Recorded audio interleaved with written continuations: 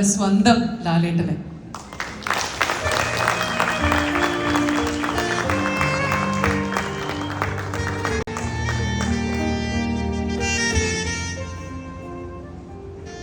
Good evening. എല്ലാവർക്കും നല്ലൊരു സായനം നേരുന്നു. നമസ്കാരം.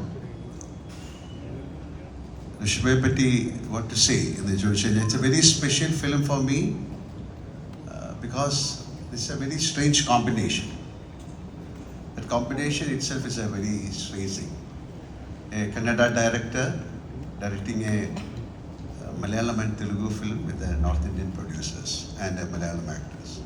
That itself is a very strange coincidence. Nanda Kishore ingane oru story ennodu parnappo the story contains that kind of emotion, love. Adu normal story kallu valla different aayittu I felt some kind of difference in the story. Then we started the film. Of course we had a lot of problems in between. That is why adella ennodu vannathu.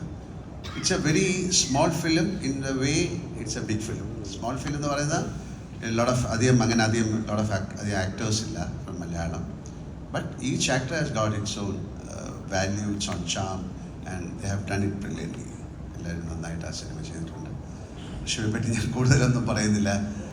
എനിക്ക് ഒരു വളരെ different ഫിലിമാണ്. ഇനി കാഴ്ചക്കാർക്കും ആ difference ഉണ്ടാക്കാൻ സാധിച്ചു. And thanks to Nanda Kishore has done it brilliantly, and thanks to Balaji Telefilms, Connect Media and ABS.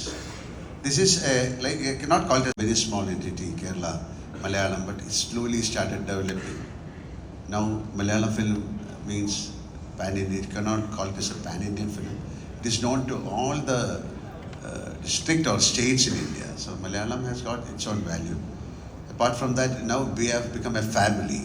This is a family business. So even a Telugu director can come and direct a Malayalam film. A Malayalam director can go and do a Kannada film. It's a beautiful congress happening. So let it be a wonderful film and let it show the result. And എല്ലാവർക്കും നല്ലത് വരട്ടെ. ഒരു വലിയ combination, പുതിയ കോമ്പിനേഷൻസുകൾ ഉണ്ടാകട്ടെ. Because art എന്ന് പറയുന്നതിന് അങ്ങനെ അതിനൊരു there is no അതിനൊരു സീക്രസിയോ അല്ലെങ്കിൽ അതിനൊരു പ്രത്യേകതയോ അല്ലെങ്കിൽ അതിന് രഹസ്യമോ ഒന്നുമില്ല. It is very open. So it's an open thing. അപ്പോൾ അതിലേക്ക് ആൾക്കാർ വരാനും പുതിയ സിനിമകളിലും പുതിയ സ്റ്റോറീസ് ഡെവലപ്പ് ചെയ്യാനും സിനിമയ്ക്ക് ഒരു പുതിയ ഇത്തരം സിനിമകൾ സഹായിക്കും. വൃഷഭ എന്ന് പറയുന്ന സിനിമ അതിനൊരു ഉദാഹരണമാണ്. കാര്യം ഒരിക്കൽ കൂടെ പറയാം, ഒരു Kannada director has done so many films in Kannada. വലിയ ആക്ഷൻ ഫിലിം ചെയ്യുന്ന ഒരാളാണ്. പക്ഷേ ആക്ഷൻ്റെ ഉള്ളിൽ Nanda hides the emotions. That is the brilliance of that director. Even though I have seen his films, it has got unbelievable actions. It has bring a lot of people. Even WWF ആൾക്കാരൊക്കെ വന്നിട്ട് അദ്ദേഹത്തിൻ്റെ cinema ചെയ്തിട്ടുണ്ട്. But apart from the action, he hides the secret of love. സൂക്ഷിക്കാൻ സാധിച്ചു എന്നതും വലിയൊരു കാര്യമാണ്. നമുക്ക് പ്രാർത്ഥിക്കാം ഋഷഭ നല്ല സിനിമയായി മാറട്ടെ, ആൾക്കാർക്ക് ഇഷ്ടമുള്ളൊരു സിനിമയായി മാറട്ടെ. തീർച്ചയായിട്ടും ഒരുപാട് ഋഷഭ ഇനി ഉണ്ടാകട്ടെ എന്ന് പ്രാർത്ഥിക്കാം. Thank you very much and have A wonderful evening. Thank you.